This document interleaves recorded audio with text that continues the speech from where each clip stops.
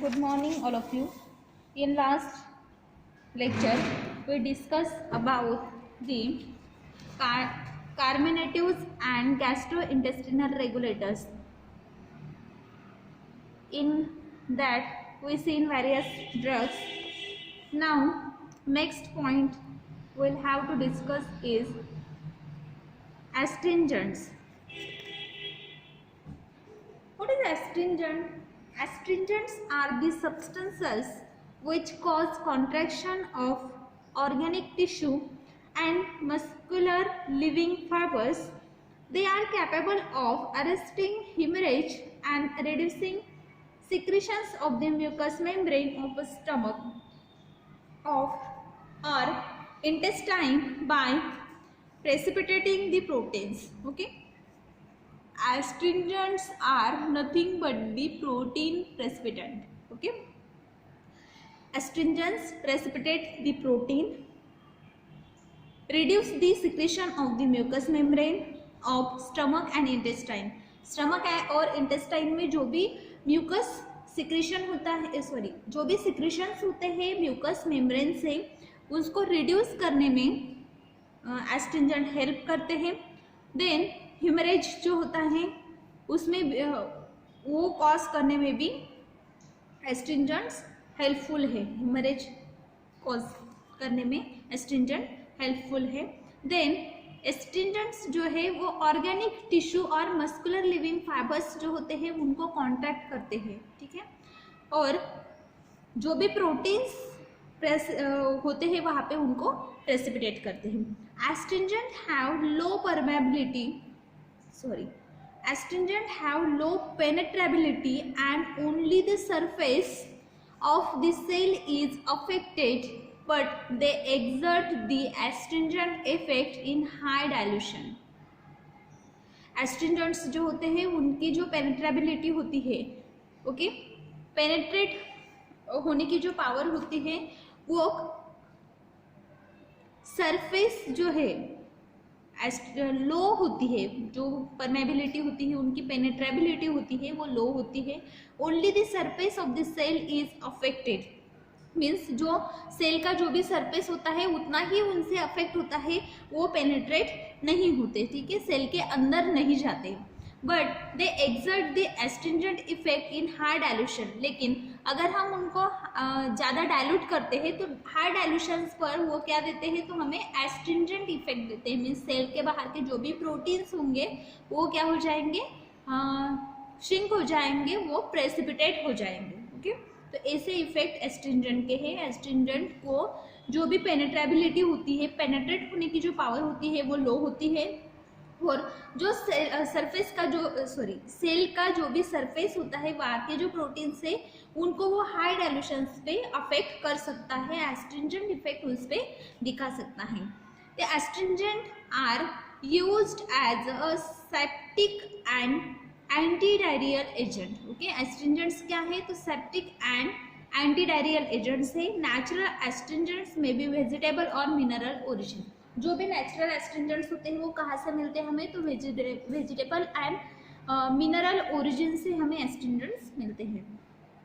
Vegetable origin से मिलने वाले एस्ट्रिंजेंट्स कौन से हैं तो tannic acid, myrobalan, bahera, catechu. These are the drugs which are obtained from the vegetable origin, and some other drugs which are obtained from the mineral origin are salt of aluminium, bismuth, barium, copper and zinc. These are the drugs which having the astringent effects and obtained from the mineral origin. Now first drug which having the potent astringent activity is black catechu. Synonym for this drug is puch, katha, khadir and kher. These four are the synonym for the black catechu. Then the word catechu is used for the different varieties of commonly known substances katha in market. Okay. Catechu means katha. जो हम पान वगैरह बनाते हैं खाने का, तो वहाँ पे उस पे जो कत्था हम लगाते हैं वो क्या होता है, तो उसको बोलते हैं हम ब्लैक कैटेचू, ओके, मीन्स कत्था। Then in reality there are two distinct varieties which constitute katha and kuch of the pharmacopoeial quality, okay। इसके दो वैरायटीज होते हैं, मीन्स दो अलग अलग काथा और कुछ, ये अलग अलग सब्सटेंसेस हैं। फार्माकोपियल क्वालिटी के जो सब्सटेंसेस है वो अलग अलग होते हैं, मीन्स काथा अलग है और कुछ अलग है, okay. A pale produce in rich catechin is katha and the other rich in catechutanic acid is the kuch, means कत्था जो होता है उसमें कैटेचिन ज़्यादा होता है। कैटेचिन एक केमिकल सब्सटेंस है, वो कत्था में ज़्यादा होता है। अगर कैटेचिन ज़्यादा है तो वो कत्था है, और अगर कैटेचुनिक एसिड ज़्यादा है तो वो कुछ है, मीन्स कुछ जो है उसमें कैटेचुनिक एसिड ज़्यादा होता है। दिखने में दोनों सिमिलर होते हैं। Katha is extensively used with bitter leaves and also in medicines। कत्था हमें पता है, हम जो bitter leaves होते हैं उसके साथ में कत्था खाते हैं, और मेडिसिन्स में भी कत्था यूज किया जाता है, ब्लैक कैटेचू यूज किया जाता है। Cutch is used in dyeing and calico printing. Cutch जो होता है जिसमें कैटेचूटैनिक एसिड ज़्यादा होता है, वो डाइंग में यूज किया जाता है, कलर्स में यूज किया जाता है। देन कैलिको प्रिंटिंग्स जो होते हैं उसमें भी, प्रिंटिंग्स में भी ये यूज किया जाता है। Katha is manufactured from cassia catechu. Katha and cutch are two different products of the same plant, okay. कत्था जो होता है वो एकेशिया कैटेचू जो प्लांट है उससे हम मैन्युफैक्चर करते हैं, और कत्था और क्लूच ये दोनों क्या है, तो एक ही प्लांट से मिलने वाले दो अलग अलग सब्सटेंसेस है, ओके। ब्लैक कैटेचू का सिनोनिम देखा है हमने, एक कुछ, मीन्स वो सिमिलर दिखाई देता है लेकिन अलग सब्सटेंस है, ओके। देन जो कुछ होता है उसमें कैटेचूटैनिक एसिड ज़्यादा होता है, और जो कत्था होता है उसमें कैटेचिन ज़्यादा अमाउंट में होता है। नाउ बायोलॉजिकल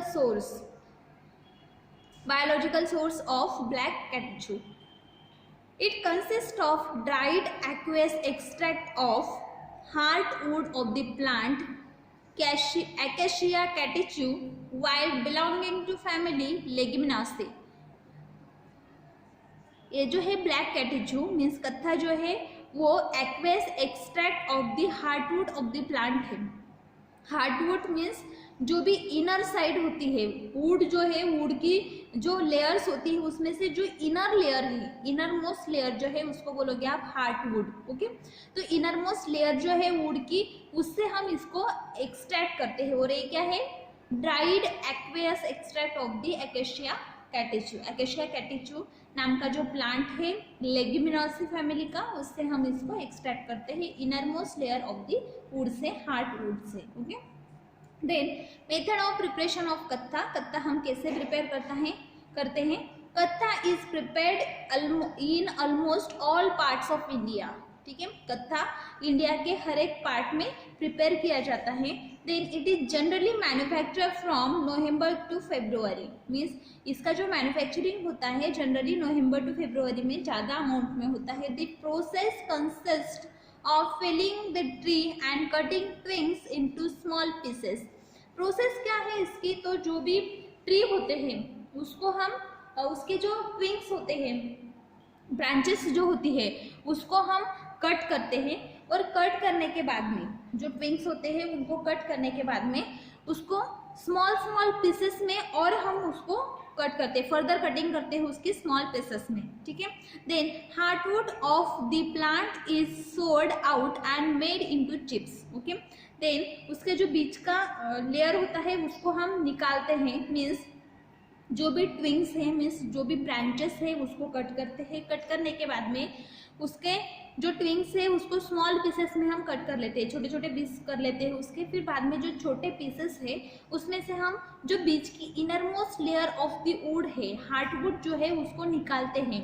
देन उसको निकालने के बाद में उसको चिप्स में हम कट करते हैं, मीन्स छोटे छोटे जैसे पोटैटो चिप्स वगैरह होते हैं वैसे उतनी थिन लेयर में हम उसके चिप्स बनाते हैं, हम उसको कट करते हैं। Okay, this chips are boiled with water in earthen pot for 3 to 4 hours। Then जो चिप्स होते हैं उसको हम बॉईल करते हैं वाटर के साथ में। तो हम बॉईल किस में करेंगे, तो अर्दन पॉट में, मीन्स क्या बोलेंगे हम उसको, सॉइल के जो पॉट्स आते हैं, मिट्टी के जो बर्तन आते हैं उसमें हम उसको बॉईल करेंगे। कितनी देर तक बॉईल करेंगे, तो 3 to 4 hours, 3 से 4 घंटे तक हम उस मिश्रण को, उस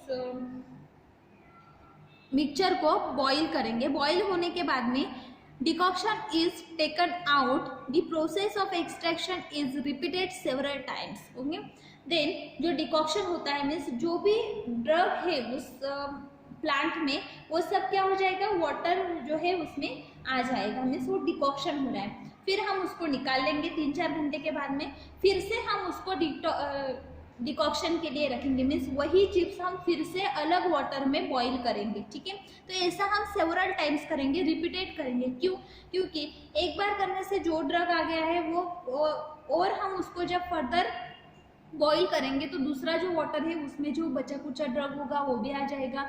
फिर हम थर्ड टाइम जब करेंगे तो और उसमें ड्रग होगा तो वो आ जाएगा। ऐसे हम जो भी डिकॉक्शन है वो अलग अलग फेज में करेंगे, रिपीटेड करेंगे। ठीक है, देन डिकॉक्शन होने के बाद में after the hard food is exhausted, means जब तक वो पूरी तरह से उसमें से ड्रग नहीं निकल जाता तब तक हम पूरा ड्रग एग्जॉस्ट नहीं हो जाता, वुड में से वुड पूरी तरह से एग्जॉस्ट नहीं हो जाता तब तक हम उसको एक्सट्रैक्ट करेंगे। Then extract is filter and concentrated in earthen pot. Then हम क्या करेंगे, जो भी एक्सट्रैक्ट होता है उसको फिल्टर कर लेंगे। फिल्टर होने के बाद में हम जो भी एक्सट्रैक्ट है उसको अर्दन पॉट में, मीन्स मिट्टी के बर्तन में ही स्टोर करेंगे। मिट्टी के बर्तन में हम उसको निकाल लेंगे और कॉन्सेंट्रेट करेंगे, मीन्स हम उसको फिर से क्या करेंगे, उबालेंगे। हम उसको क्या करेंगे, हीट करेंगे, उबालेंगे, जिससे वो क्या हो जाएगा, तो कॉन्सेंट्रेट हो जाएगा। उसमें से जो भी वाटर है वो क्या हो जाएगा, इवापोरेट हो जाएगा और जो एक्सट्रैक्ट है वो कॉन्सेंट्रेट हो जाएगा। Okay, then it is then set aside for several days and filtered through sand and clay।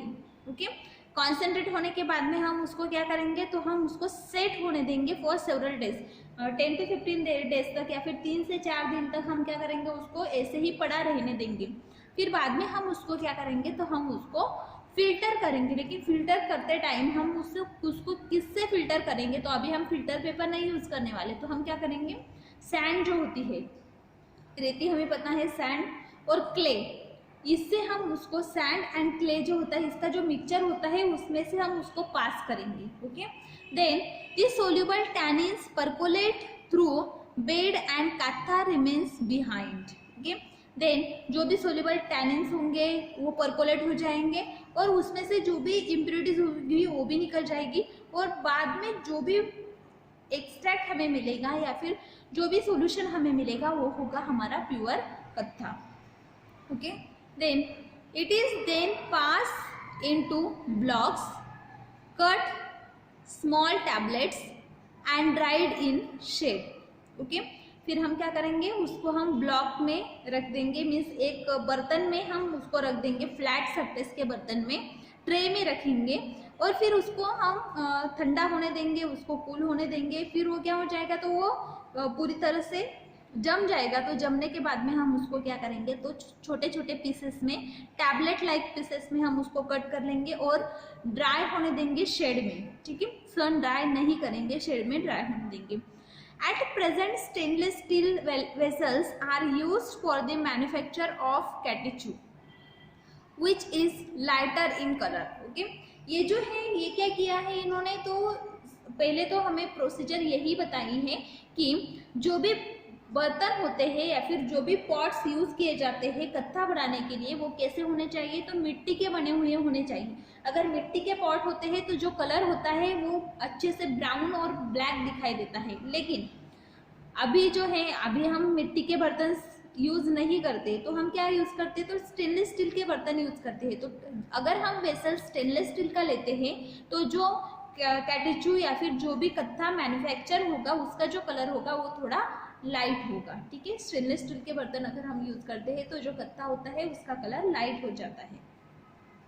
Next point is organoleptic characteristics. Okay, organoleptic characteristics means morphology हम बोल सकते हैं कि ये दिखने में कैसे दिखता है, ठीक है। तो इसका जो कलर होता है वो लाइट ब्राउन टू ब्लैक होता है, light brown to black colour. Order जो होता है, कत्था को कोई ऑर्डर नहीं होता, नन। टेस्ट वेरी एस्ट्रिंजेंट, ठीक है। अगर हम कत्था ऐसे ही उठा के टंग पर रखते हैं तो टंग जो है वो पूरी तरह से प्रेसिपिटेट हो जाएगी, हमें कोई भी टेस्ट नहीं लगेगी, ठीक है। Then size 2.5 to 5 centimetre, okay. एक पीस जो होता है वो 2.5 से 5 सेंटीमीटर का होता है, अप्रॉक्स होता है, ठीक है। देन शेप कैसा होता है, तो शेप कैसा है पता है हमें, हमने क्यूब्स में उसको कट किया है, ठीक है। क्यूब्स जो होते हैं, क्यूब जो होते हैं उसमें हमने उसको कट किया है, टैबलेट लाइक शेप दिया है, तो वो वैसा होगा। एक तो क्यूब्स स्ट्रक्चर का होगा, क्यूब शेप का होगा, या तो फिर इरेगुलर फ्रैगमेंट्स होंगे, ब्रोकन क्यूब्स होंगे, या फिर ब्रिक शेप पीसेस होंगे। कैसे भी इरेगुलर शेप के पीसेस इसके हो सकते हैं। एक्सट्रैक्ट है, हमने जैसे रख दिया, जैसे कट किया वैसे पीसेस उसके हो गए, वैसा शेप उसको आएगा। Now extra features of the black catechu, जो क्यूब्स होते हैं as well as brick shaped pieces of the catechu show the presence of vegetable debris and break with a short fractures. The broken pieces are angular with pale cinnamon brown color. It is friable and porous. जो भी pieces होते हैं वो कैसे होते हैं, friable होते हैं एंड पोरस होते हैं, ठीक है। उसमें छोटे छोटे पोर्स होते हैं और फ्राइबल होते हैं, मीन्स हम उसको ब्रेक कर सकते हैं। देन जो भी ब्रोकन पीसेस होते हैं, अगर पीस बीच में से टूट गया है, जो क्यूब है वो टूट गया है, ब्रेक हो गया है, तो उस पर शॉर्ट फ्रैक्चर्स होते हैं। और जो ब्रोकन पीसेस होते हैं उसका जो कलर होता है वो पेल सिनेमन ब्राउन होता है, मीन्स सिनेमन का जैसा कलर होता है, पेल ब्राउन कलर, वैसे कलर इसका होता है। नाउ स्टैंडर्ड्स, ब्लैक कैटेचू के लिए क्या स्टैंडर्ड्स है। ऐश वैल्यू जो होती है वो नॉट मोर देन 6% से कम होनी चाहिए। वाटर इनसोल्यूबल रेसिड्यू जो होता है नॉट मोर देन 25%, ओके। 25% से कम वाटर इनसोल्यूबल रेसिड्यू उसमें होना चाहिए। नाउ केमिकल कॉन्स्टिट्यूएंट्स कौन से प्रेजेंट है, जो ब्लैक कैटेचू है उसमें कौन से केमिकल कॉन्स्टिट्यूएंट्स प्रेजेंट है। Black catechu contain 10% of aca catechin which is insoluble in cold water and soluble in hot water, okay। Black catechu में 10% aca catechin प्रेजेंट होता है, जो कोल्ड वाटर में इंसोल्यूबल है और जो हॉट वाटर होता है उसमें सोल्यूबल है, okay. Then aca catechin is also known as acacia catechin। aca catechin जो होता है उसको acacia catechin भी बोलते हैं, ठीक है। aca catechin undergoes oxidation to catechu tannic acid in presence of water and the latter constitute about 30% of the drug। aca catechin जो होता है वो ऑक्सीडेशन कॉज करता है, किसका, तो कैटेचू टैनिक एसिड जो होता है जो कत्था में प्रेजेंट है तो उसका ऑक्सीडेशन करता है in presence of water, okay, water के प्रेजेंस में, और फिर बाद में हमें 30% ड्रग उसमें से मिलता है। The other content of the black catechu are catechu red, the other content of black catechu are catechu red, quercetin, gum. Black catechu does not contains chlorophyll and also the fluorescence substance present in the pale catechu।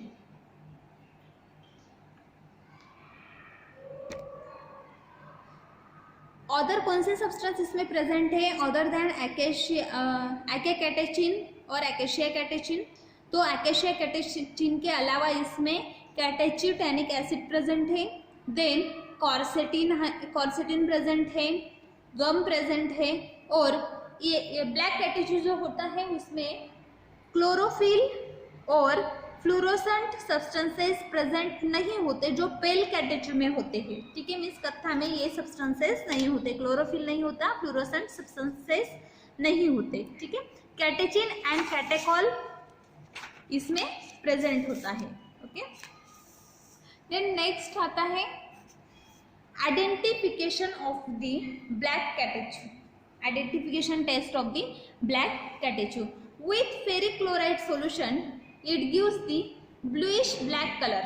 अगर हम black कैटेचिव को ferric chloride solution के साथ treat करते हैं तो हमें bluish black colour मिलता है, ओके। देन नेक्स्ट है ब्लैक कैटेचिव जो होता है वो पिंक और रेड कलर देता है विथ वेनिलिन और हाइड्रोक्लोरिक एसिड, ओके। HCl के साथ या फिर वेनिलिन के साथ अगर हम HCl और वेनिलिन के साथ अगर हम उसको ट्रीट करते हैं तो वो हमें पिंक और रेड कलर देता है, ठीक है। देन जो ब्लैक कैटेचिव है उसे अगर हम लाइम वाटर के साथ ट्रीट करते हैं तो ब्राउन कलर हमें मिलता है with aqueous solution of the catechu, okay. ये 3 टेस्ट है जो हम ब्लैक कैटेचिव के या फिर कत्था के आइडेंटिफिकेशन के लिए यूज करते हैं, okay. Now next point is uses, okay. Uses of katha, कत्था हम कहाँ पे यूज करते हैं या फिर जो भी ब्लैक कैटेचिव है वो हम कहाँ यूज करते हैं, उसके क्या क्या यूजेस है। ब्लैक कैटेचिव जो है उसका फर्स्ट यूज है एस्ट्रिंजेंट, ओके। प्रोटीन प्रेसिपिटेंट करके हम उसको यूज करते हैं, ठीक है। अगर हम उसको एस्ट्रिंजेंट करके यूज करेंगे तो वो क्या करता है हमारे बॉडी में, तो जो भी सिक्रीशंस होते हैं उसको कम करने में या फिर रिड्यूस करने में हेल्पफुल है, ओके।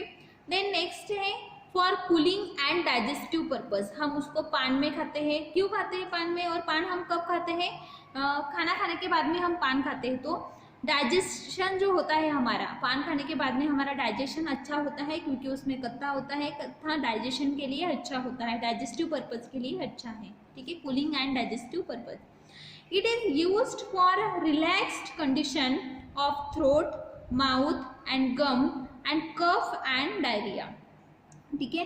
कत्था और कहाँ पे यूज किया जाता है, अगर हमें थ्रोट इन्फेक्शन वगैरह हुआ है, ठीक है, तो उसको रिलैक्स करने के लिए, या फिर माउथ में जो छाले वगैरह पड़ते हैं, ठीक है, तो छाले पड़ते हैं तब हम कत्था खाते हैं, या फिर जो गम्स होते हैं उसमें अगर कोई कुछ इन्फेक्शन वगैरह हुआ है या फिर उनको कूलिंग रिलैक्सेशन कंडीशन चाहिए तो उसके लिए भी हम कत्था खाते हैं, ठीक है। थ्रोट, माउथ और गम्स जो होते हैं इनकी रिलैक्स कंडीशन के लिए हम कत्था यूज करते हैं। कफ और डायरिया में भी कत्था यूज किया जाता है, ठीक है। देन जो कुछ होता है, 2 प्रोडक्ट्स देखे थे हमने, कत्था और कुछ। कत्था जो है उसमें क्या ज़्यादा प्रेजेंट है, तो उसमें कत्था जो होता है उसमें क्या ज़्यादा प्रेजेंट है, तो उसमें कैटेचिन ज़्यादा प्रेजेंट होता है, और कुछ जो है उसमें कैटेचिव टैनिक एसिड ज़्यादा प्रेजेंट है। तो कुछ जो है जिसमें कैटेचिव टैनिक एसिड ज़्यादा प्रेजेंट है तो इसके क्या क्या यूजेस है, तो cutch is used for dyeing and tanning as the preservatives to fishing net and cells which are constantly exposed to water, water softening, manufacture and stencil and printer ink are other uses of the catechol, okay। कुछ जो है इसके क्या क्या uses है, तो dying and tanning में use किया जाता है, ठीक है। डाई जो होते हैं उसमें यूज किया जाता है, टैनिन्स में यूज किया जाता है as a preservative of fishing nets, जो भी फिशिंग नेट्स होते हैं, ठीक है। फिशिंग करने के लिए जो नेट्स यूज किए जाते हैं वो कंटिन्यू वाटर में रहते हैं, तो उनको प्रिजर्व करने के लिए, ठीक है, कंटिन्यू वाटर में रहते तो वो खराब हो सकते हैं, तो उनको प्रिजर्व करने के लिए हम कुछ यूज करते हैं उनको बनाते टाइम। देन वाटर सॉफ्टनिंग के लिए भी हम कुछ यूज करते हैं, then manufacturing of the stencil and printers, printer ink जो होती है, स्टेंसिल एंड प्रिंटर इंक जो होती है उनके मैन्युफैक्चरिंग में भी कैटेचू यूज किया जाता है, ब्लैक कैटेचू कुछ यूज किया जाता है, ठीक है। These are the uses of the कुछ। Now next point is gambier catechu. Next point is gambier catechu, ये क्या होता है? ओके, गैम्बियर और pale catechu is obtain as a dried aqueous extract prepared from leaves and young twigs of shrub Uncaria gambier belonging to family Rubiaceae. The plant is grown in Malaysia and Indonesia. Okay, ये जो है gambier catechu जिसको हम बोलते हैं pale catechu. Okay, तो ये जो पेल कैटेचू है ये भी ड्राइड एक्वेस एक्सट्रैक्ट है जिसको हम प्रिपेयर करते हैं ट्विग्स ऑफ द श्रब से। लेकिन प्लांट कौन सा है? तो अनकैरिया गैम्बियर, अनकैरिया गैम्बियर नाम का जो प्लांट है रूबियासी फैमिली का, उससे हम गैम्बियर कैटेचू और पेल कैटेचू प्रिपेयर करते हैं। ओके, ये कहाँ पे प्रिपेयर किया जाता है या फिर ये जो प्लांट है ये कहाँ पे ग्रो होता है? तो मलेशिया और इंडोनेशिया जो है वहाँ पे इस प्लांट का प्रोडक्शन या फिर कल्टिवेशन कलेक्शन किया जाता है, ठीक है। The drug is occur in cubes, इस ड्रग को भी हम क्यूब्स जो होते हैं उसमें ही प्रिपेयर करते हैं। देन विच आर फ्राइबल, जो क्यूब्स होते हैं वो कैसे होते हैं? फ्राइबल एंड ब्रोकन होते हैं, ठीक है, एंड ट्रांसिट होते हैं। The drug is cinnamon brown in colour, pale catechu कैसा होता है? तो सिनेमन ब्राउन कलर का होता है, पेल ब्राउन कलर का होता है, ऑर्डरलेस होता है, कौन सा भी ऑर्डर इसको नहीं होता, पोरस होता है and astringent taste, protein precipitant test होती है। व्हेन माउंटेड इन वाटर, अगर हम इसको वाटर के साथ ट्रीट करते हैं, catechu show the minute acicular crystals of the catechu, तो वाटर के साथ ट्रीट करने के बाद में इसमें क्रिस्टल्स फॉर्म होते हैं कैटेचिन के क्रिस्टल्स इसमें फॉर्म होते हैं। Okay, then pale catechu contains 22 to 50% of the catechu tannic acid. Pale catechu में कितना कैटेचू टैनिक एसिड होता है? 22 to 50% कैटेचू टैनिक एसिड इसमें प्रेजेंट होता है। 7 to 33% कैटेचिन प्रेजेंट होता है। Catechu red quercetin and gambier fluorescein. Catechu tannic acid is decomposition yield insoluble dark color phlobaphene catechu red which is also present as an independent constituent। Okay, जो catechu tannic acid है वो अगर decompost होता है तो decompost होने के बाद में वो रेड डिकम्पोज होने के बाद में वो इनसोल्यूबल कंपाउंड्स फॉर्म करता है, dark colour phlobaphene catechu red which is also present as a independent constituent। Okay, phlobaphene catechu red form करता है जो इंडिपेंडेंट कॉन्स्टिट्यूएंट है गैम्बियर कैटेचू का। Okay, now chemical test for pale catechu और gambier catechu. Okay, for catechin it is modification test for the lignin fluoroglycinol formed from catechin turns the matchstick red color with a hydrochloric acid। okay, means catechin जो होता है उसके लिए हम lignin का test करते हैं फ्लोरोग्लिसिनॉल प्लस HCl जो रेड कलर देता है, ठीक है। और सेकेंड जो है गैम्बियर फ्लोरोसिन के लिए जो एक्सट्रैक्ट होता है पाउडर ड्रग एक्सट्रैक्ट जो है उसको हम अल्कोहल के साथ में ट्रीट करते हैं, बाद में उसको फिल्टर करते हैं, देन उसमें सोडियम हाइड्रोक्साइड ऐड करते हैं, शेक करने के बाद में लाइट पेट्रोलियम ईथर डालते हैं drop by drop, then shake again and allow to stand for some time, then petroleum layer जो होती है उसमें ग्रीन फ्लोरोसेंस आते हैं। Okay, then third test is the chloroform extract of the drug in white porcelain dish. जो chloroform extract है pale catechu का उसको हम व्हाइट पोर्सिलिन डिश में लेते हैं, show the greyish yellow colour due to chlorophyll. उसमें पेल कैटेचू में क्लोरोफिल प्रेजेंट होता है, उसकी वजह से वो क्या देता है तो ग्रेइश येलो कलर देता है। The test is negative with a black catechu. ये जो टेस्ट है ये ब्लैक कैटेचू के लिए निगेटिव आती है। The mixture with vanillin and HCl gives the pink और रेड कलर। अगर हम वेनिलिन और HCl के साथ में इसका मिक्सचर लेते हैं तो या फिर उसको ट्रीट करते हैं तो वो पिंक और रेड कलर हमें दिखाते हैं। ओके, यहाँ पे हमने एस्ट्रिंजेंट देखे, ब्लैक कैटेचू और पेल कैटेचू। जो नेक्स्ट है drug acting on central nervous system, वो हम नेक्स्ट लेक्चर में देखेंगे। Thank you.